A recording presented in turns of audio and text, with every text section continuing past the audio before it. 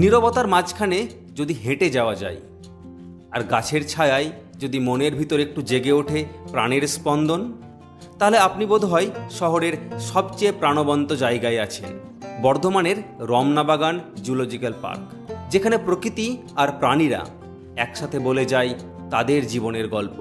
চলুন ঘুরে আসি বন্যপ্রাণী আর প্রকৃতির মেলবন্ধনের এই জায়গা।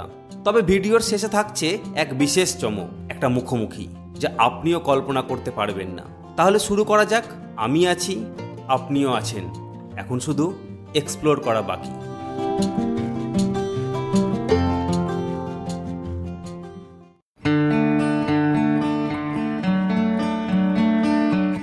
এই শহর জুড়ে শুধু ইতিহাস নয়, রয়েছে প্রকৃতি আর প্রাণের অপার আশ্রয়।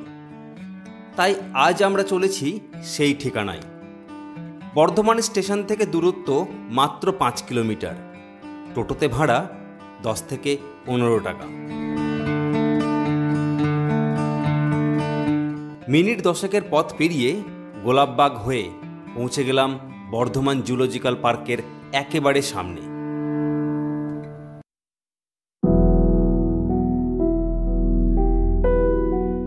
প্রাকৃতিক শোভায় পরিপূর্ণ এই জুলজিক্যাল পার্কের মূল গেটের বাম দিকে রয়েছে টিকিট কাউন্টার। টিকিটের মূল্য খুবই সামান্য, 8 বছরের নিচে 10 টাকা আর বাকি সকলের জন্য 25 টাকা। তবে একটা বিষয় মাথায় রাখবেন, প্রতি বৃহস্পতিবার এই পার্ক বন্ধ থাকে।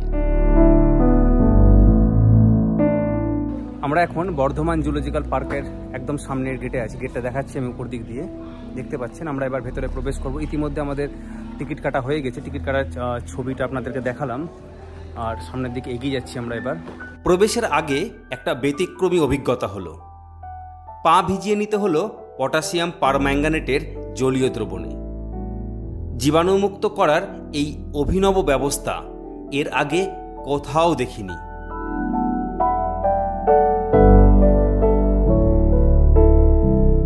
বিভিন্ন রকম গাছের সমারোহ, মনে হচ্ছে যে এইরকম সবুজায়ন যদি আমরা গোটা পৃথিবীটাকে করতে পারি, তাহলে আমাদের যেমন ফুসফুস অক্সিজেন যোগায়, তেমনি গাছ পৃথিবীর অক্সিজেন, এবং সেই অক্সিজেনের জন্য আমরা বাঁচছি। তাই সবুজায়নের খুব প্রয়োজন।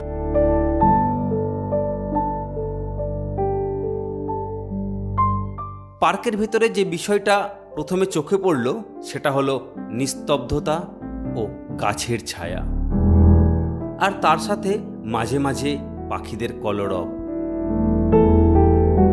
কিছুটা এগিয়েই দেখতে পেলাম চিতাবাঘের ঘর।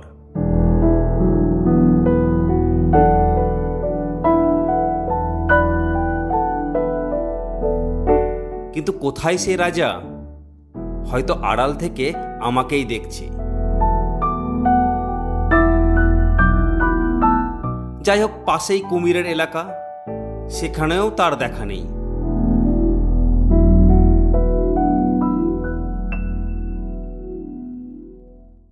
আমরা এখন প্রবেশ করে বেশ কিছুটা পথ বাম দিক ধরে এগিয়ে গেছি। সামনে লেখা ছিল চিতাবাঘ দেখার পয়েন্ট। তো একজন এই পার্কেরই গাইড বললেন আমাদের বাম দিকে চিতাবাঘ দেখতে পারবেন, কিন্তু গিয়ে একটু হতাশই হলাম। পার্কের মাঝে মাঝে বিশ্রামের ছাউনিগুলো সত্যিই কাজের। এই গরমে স্বপন কাকু সেই ছাউনিতে বসে একটু জিরিয়ে নিচ্ছেন, আর আমি তো ছবি তুলতেই ব্যস্ত।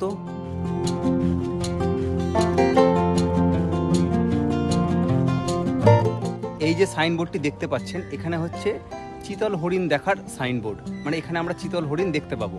তো আমরা সামনের দিকে এগিয়ে যাচ্ছি। বাম দিকে এই যে নেট দিয়ে ঘেরা আছে, চিতল হরিণ এর ভিতরে আছে সম্ভবত, আমরা দেখব, এবং যদি আমরা কিছু খুঁজে পাই তাহলে আপনাদেরকে দেখাবো। সেটা দেখাচ্ছি, আমি সামনের দিকে একটু এগিয়ে যাচ্ছি। তবে এই জুলজিক্যাল পার্কে অন্য কোনো প্রাণী দেখতে না পেলেও আমার একটু খুব ভালো লাগা জায়গা মনে হয়েছে এই কারণে, পাখির আওয়াজ শুনতে পাচ্ছি এবং প্রচুর পাখি দেখতেও পাচ্ছি। সামনে জলাশয় আছে, জলাশয়ে কিছু পাখি উড়ে যাচ্ছে, কিছু বসে আছে, কিছু মাছ খাচ্ছে।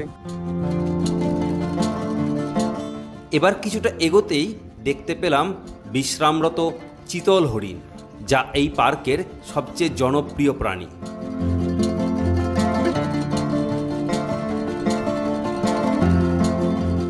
কাঠঠোকরার ঠকঠক আওয়াজ কিংবা বসন্ত বৌড়ির কলতানে এক স্বপ্নময় পরিবেশ তৈরি হয়েছে এই জুলজিক্যাল পার্কে, যার ফলস্বরূপ বারবার থামতে বাধ্য হচ্ছি। শহরের মাঝে এক অন্য বন্য জগৎ, চিৎকার নয়, এখানে শোনা যায় নিস্তব্ধে বন্যতার গর্জন। তাই আরও কিছুটা এগোতেই চোখে পড়ল ভারতীয় ময়ূর, এমু ও বাঁদরের খেলার মগ্ন ভঙ্গিমা।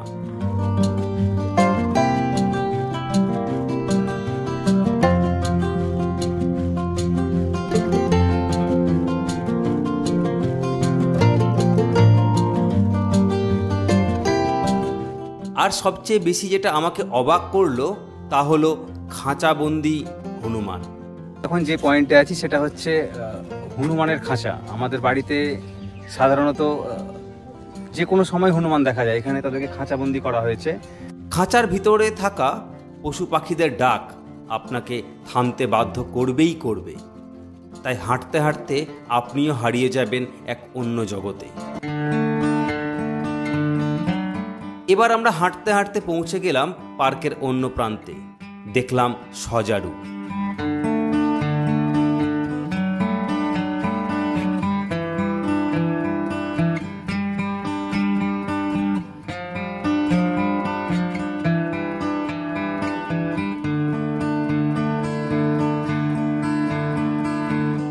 আরও কিছুটা এগোতেই দেখতে পেলাম বিলুপ্ত প্রায় শকুন।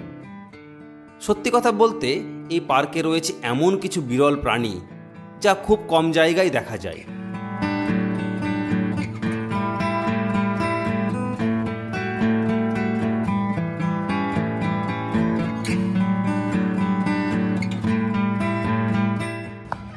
ইতিমধ্যে আমরা হাঁটতে হাঁটতে পার্কের অনেকটা অংশ পেরিয়ে এসেছি।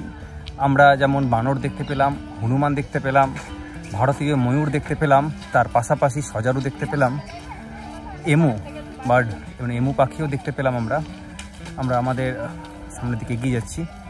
এবার পৌঁছে গেলাম নেচার ইন্টারপ্রিটেশন সেন্টার বা প্রকৃতি বীক্ষণ কেন্দ্রে।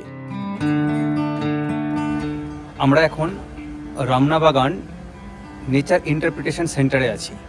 ভেতরে কি আছে সেটা আমরা গিয়ে দেখবো, আপনাদের দেখাবো। প্রচণ্ড গরম, তাই শরীরের এবং চেহারার এরকম অবস্থা হয়েছে। প্রচণ্ড ঘাম ঝরছে, অনর্গল শরীর থেকে ঘাম বেরিয়ে যাচ্ছে। তথাপি আমরা আমাদের ঘোরা কিন্তু বন্ধ রাখিনি এবং ঘুরে যাচ্ছি, এবং যতটা পারছি আপনাদেরকে ভিডিও মাধ্যমে যা যা দেখছি আমরা তা আপনাদের দেখানোর চেষ্টা করছি।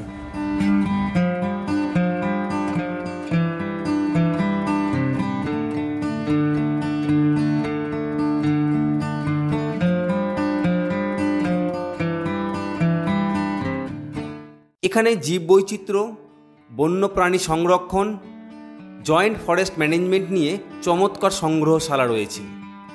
ঘুরে ঘুরে তা আমরাও দেখলাম।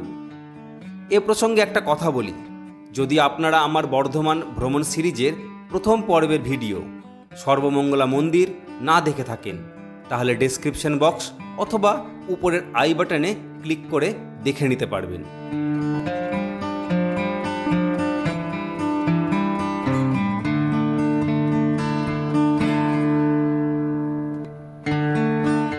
একদিনের ছুটিতে আপনিও ঘুরে যান এই জুলজিক্যাল পার্কে আর জানান আপনার অভিজ্ঞতা। তবে ভিডিও ভালো লাগলে লাইক ও শেয়ার করতে ভুলবেন না।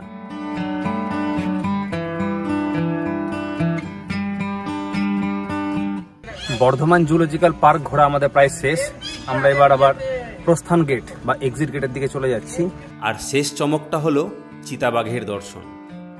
এটা সত্যি বিরল দৃশ্য, কেননা শেষ মুহূর্তে চিতাবাঘের দেখা পাওয়াটা একেবারে দারুণ অভিজ্ঞতা।